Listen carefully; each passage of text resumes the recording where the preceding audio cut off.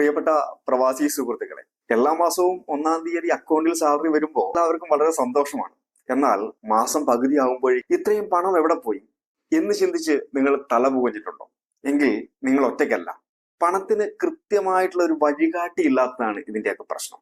ഇന്ന് നമ്മൾ ചർച്ച ചെയ്യാൻ പോകുന്നത് നിങ്ങളുടെ പണത്തിന് ഒരു ഗൂഗിൾ മാപ്പ് നൽകുന്ന ഒരു ലോക പ്രശസ്തമായിട്ടുള്ള 50-30-20 ബഡ്ജറ്റിംഗ് എന്ന റൂളിനെ കുറിച്ചാണ്. ഇത് നിങ്ങളുടെ സാമ്പത്തിക ജീവിതം ചിട്ടപ്പെടുത്താൻ സഹായിക്കും. ഈ ബഡ്ജറ്റ് എന്ന് കേൾക്കുമ്പോൾ എല്ലാവർക്കും പേടിയാണ്. കാരണം കണക്ക് എഴുതണം, ചെലവ് ചുരുക്കണം, ഇഷ്ടമുള്ളതൊന്നും വാങ്ങാൻ പറ്റില്ല, ഇതൊക്കെയാണ് എല്ലാവരുടെയും മനസ്സിലേക്ക് വരുന്നത്. എന്നാൽ സത്യം അതല്ല. ബഡ്ജറ്റ് എന്നത് ഒരു ജയിലല്ല, മറിച്ച് അതൊരു സ്വാതന്ത്ര്യമാണ്. നിങ്ങളുടെ കഷ്ടപ്പാടിന്റെ ഫലം കൃത്യമായിട്ട് എവിടേക്ക് പോകുന്നു എന്ന് നിങ്ങൾക്ക് അറിയാനുള്ളൊരു സ്വാതന്ത്ര്യം.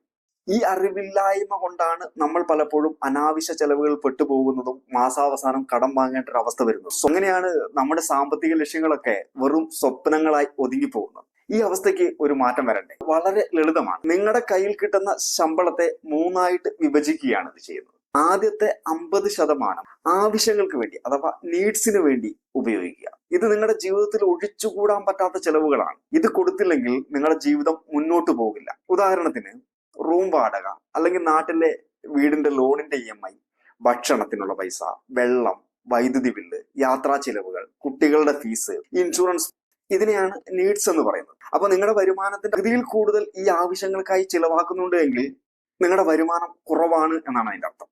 അടുത്തതായിട്ട് വരുന്ന 30% നിങ്ങളുടെ ആഗ്രഹങ്ങൾക്ക് വേണ്ടി അഥവാ വാൺസിന് വേണ്ടിയിട്ടാണ് മാറ്റിവെക്കേണ്ടത്. ഇവ നിങ്ങളുടെ ജീവിതം കൂടുതൽ സന്തോഷകരമാക്കാൻ സഹായിക്കുന്ന കാര്യങ്ങളാണ്. ഇവയില്ലാതെയും നിങ്ങൾക്ക് ജീവിക്കാം. പക്ഷേ നമുക്ക് ജീവിതത്തിൽ ഒരു സന്തോഷമൊക്കെ വേണമല്ലോ. അതിനു വേണ്ടിയിട്ട് നമുക്ക് ചിലപ്പോൾ പുറത്തുനിന്ന് ഭക്ഷണം കഴിക്കേണ്ടി വരും, ഒരു സിനിമ കാണേണ്ടി വരും, പുതിയ വസ്ത്രങ്ങളും പുതിയ ഗാഡ്ജറ്റുകളും ഒക്കെ വാങ്ങേണ്ടി വരും, വിനോദയാത്രകൾ പോകേണ്ടി വരും. ഇതൊക്കെ ഈ ഗണത്തിൽപ്പെടുന്നതാണ്.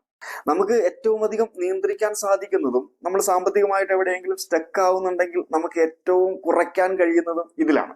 അവസാനത്തെ 20% എന്നത് നമ്മുടെ സമ്പാദ്യത്തിനും നിക്ഷേപത്തിനും വേണ്ടിയിട്ടാണ്. ഇതാണ് നമ്മുടെ ഭാവിയെ രൂപപ്പെടുന്ന ഏറ്റവും പ്രധാനപ്പെട്ട ഭാഗം. സാമ്പത്തിക സ്വാതന്ത്ര്യത്തിലേക്കുള്ള ടിക്കറ്റാണ്.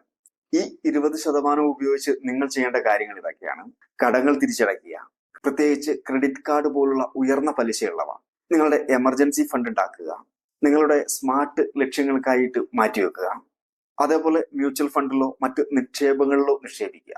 ഈ 20% എന്നത് നിങ്ങൾ ശമ്പളം വരുമ്പോൾ തന്നെ മാറ്റിവെക്കേണ്ടതാണ്. ഇതിനെയാണ് പേ യുവർ സെൽഫ് ഫസ്റ്റ് എന്ന് പറയുന്നത്. അപ്പോ ഈ നിയമം എങ്ങനെ ഉപയോഗിക്കാം എന്ന് നോക്കാം.